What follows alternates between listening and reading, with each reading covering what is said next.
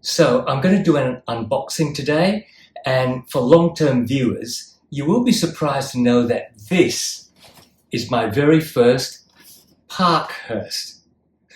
Keep watching.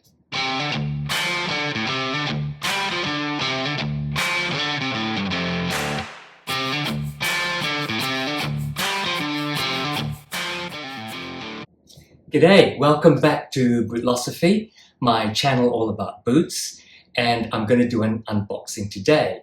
I'm coming to you from Gallop in Western Australia, Kalikul Wajak Nungabuja. So this box arrived today, and I'm very excited because this is my first Parkhurst boot. What?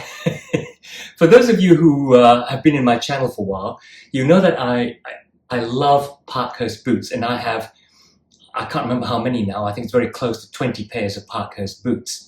I have had to let one go because it didn't quite fit. One that I bought from eBay didn't quite live up to its measurements that were advertised, so I had to let that go.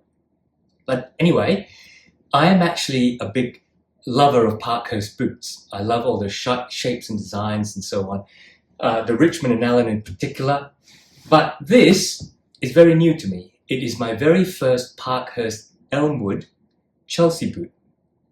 So I was attracted to this because this is a sample. So it comes in the Parkhurst seconds and samples page, which have some great bargains because Andrew, the owner of Parkhurst, is very open about what the defects might be, if there are defects, in the seconds and samples that are being offered.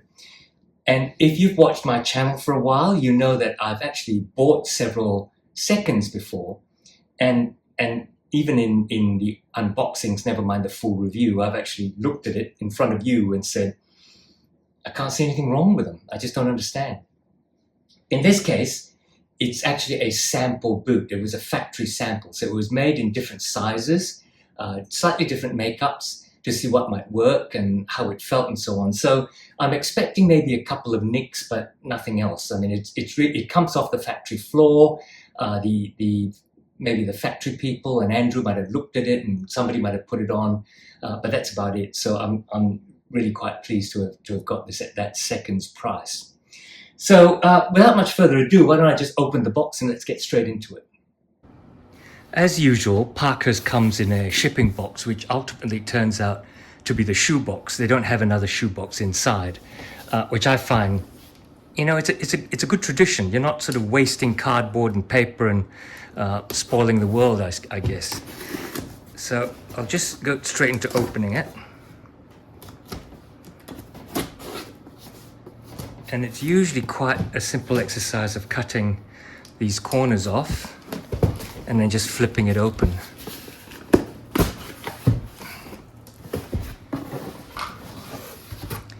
As usual, there is a thank you card from Andrew. Some spare laces. Usually they're spare laces, so I expect there to be laces in the boots. And then the boots come in the usual Parkhurst sort of flannel boot bags, no logos. Some of the early ones used to, but not these. I'm just going to take both boots out, get rid of the box, and then we can sort of reveal the two boots at the same time. Right, so which one should we take first? This is the left boot. Let's do the right boot. There you go. This is Parkhurst's Chelsea boot, the Elmwood. I've looked at it from afar, really quite liked it, but because I have so many Chelsea boots, particularly Australian versions, I've sort of held off because I do like the Parkhurst service boot. But this was too tempting. This is a factory sample, and I'm looking at it now and not seeing sort of any faults or nicks or anything. It's a Chelsea boot, obviously a pull-on boot. From the looks of it, I'm thinking it's probably, I think it's probably a 618 last. It could be a 602M, but it looks slimmer. So I think it's a 618 last. This goring, this elastic goring, I think is actually waterproof. So I'll check that out when I bring you the full review. So that's pretty exciting. It's actually a very tight weave, so should be holding it onto your foot really well. Now, one of the reasons I got this was they come in two types of outsoles, a Commando lug outsole like this one, and a studded outsole. And usually when Parkhurst make their Elmwood in a smooth full grain leather like this is, they'll put on day-night lugs like studs. So having a Commando style outsole is really rather special. Let's take the other boot out, and then we'll look at both of them at the same time. Oh, that looks, get in the center, that looks really good.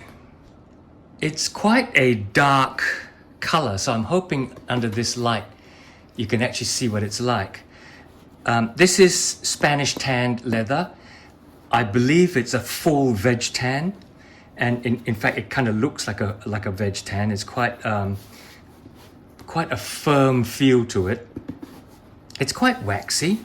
Andrew says that this is oil finished, so as you wear it, the colors will vary a little bit as pressure is put on different parts of the boot.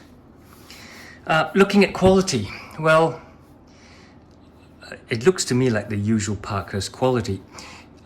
It has one piece of leather, which is the vamp, all the way up to under the goring. It has a back quarter, I suppose. I'm guessing under the backstay there is a stitch, and then you get the single piece backstay. It's reinforced. At the top are two cloth loops, which I prefer rather than leather loops. There is some creasing happening, but it is a veg tan, so it will tend to do that quite easily. It's not loose grain, that's definitely creasing. And you can see how as I'm moving it, the leather changes color. So this is going to be fantastic. The stitching looks on par with everything that Parkhurst produces. Clean, very concise. And again, I'm looking but not seeing any particular fault. Maybe there's a little bit of a scuff there, but what the hell? With this side of leather, it's quite easy to scuff. So, you know, I don't think that was the fault. You can see a bit of the join where the welt, joins together to the other side. It's obviously a continuous 360-degree loop, so they've got to join somewhere. There's maybe not a perfect joint there, as you can see. It is a split reverse welt, 360-degree split reverse welt. You can see a midsole, a leather midsole, and then you can see the rubber slip sole goes all the way through. 1, 2, 3 stacks of leather trimmed down. 3 stacks of leather, I think, and then the top lift. Proprietary Commando lug sole with a Parkhurst branding. The stitching around the welt really looks quite perfect. Let's take a look at the other one. Again, a little bit of scuffing, but it's full of oils and waxes. This is a really nice feeling leather, very nice feeling leather. I bet your water will dribble off that. Again, I'm looking at the welt. The stitching is really clean, really very even. And on this side, the joint is not as bad as the other side. But these are handmade boots, right? The edge finishing has been polished and is quite shiny, really nice. Once again, the stitching it's clean, it's consistent. You can see the reinforced stitching to hold the pull loops in. There's really only been one boot where a pull loop pulled off. I think it was a helm. And most other boots, they make sure that that's really very secure. Look, I think this is a lovely boot. It's a lovely leather. I'm expecting to wear it when I go up north rather than in my R.M. Williamses. I don't have one of the old Gardner boots with a Vibram Rocher rubber sole. So this is my go-to for that. It'll be perfect in sort of R.M. Williams cream moleskins or even blue jeans, green chinos. Wonderful. Okay, so let's get them on foot and we'll go on from there. All right, this is the moment of truth as usual, but I'm confident with my Parkhurst sizing. Usually a half size down from Brannock, so I'm 8.5D. These are 8D. Perfect fit. Oh, that feels good. Yeah, I'm pretty sure this is a 618. Great. The shape hasn't changed at all because it's a pull-on boot. That's really nice. I do like this. I do like the fit very much. It feels very consistent with other Parkhurst models, despite the fact that there are no laces. There is a little bit of heel slip when I do that, but I think that's normal because the sole hasn't broken in yet. So, as usual, when I try and bend my foot like that, my foot bends, but the boot doesn't because it's not been trained to bend down at the ball of the foot yet. So obviously your heel lifts up a little bit. Also, this is the same with cowboy boots, I've been told.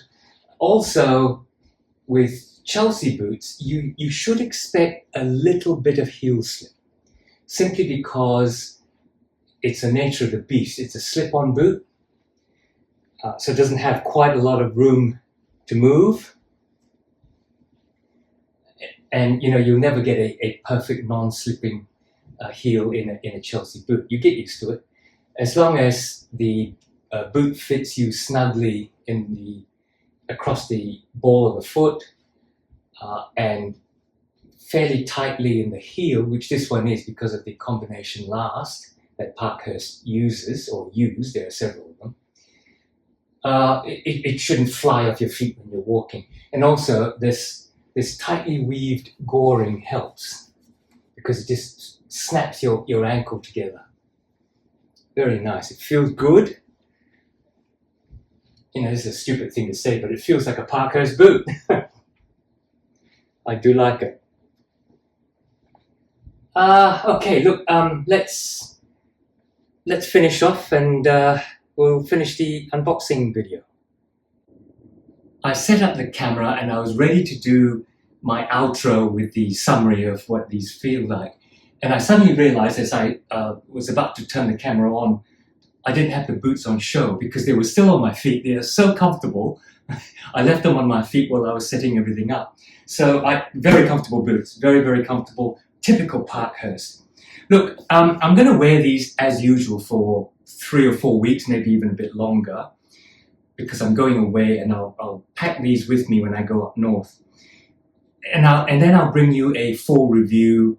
I'll go through and check with Andrew what the materials are, the construction, which should be very similar to the Richmonds and the Allen boots, with the proviso that there are no laces, of course. I like the color. This is in a color that's called tobacco. I think I said in the opening or maybe in the introduction that it is a Spanish tan leather. I believe this one was made in Spain, although I think production is going to move to Portugal, I believe. And the leather is actually, to me, quite astounding in its sort of mixture of suppleness and firmness, and with that really lovely waxy hand or feel to it. I'm really liking it. I also think it's quite unique in the sense that when Parkhurst make their smooth full grain leathers, they tend to put on studded day-night-like soles. They only put on the Commando soles with a sort of more waxy Commander and Rambler type leathers on this Elmwood boot. Maybe it'll be different. So hence it was a factory sample to see what it looks like. I love it. I'm going to wear it and then I'll bring you the full review in a few weeks' time. I hope you like this unboxing, yet another one. My boot collection is getting out of control. I will control it somehow. So click on like, particularly if you want to see more of these videos, and especially subscribe if you're not already, so that the YouTube algorithm knows you like these videos and will remind you when they come on. I'm on every week. So come back. Take care out there in the meantime, though. See you soon.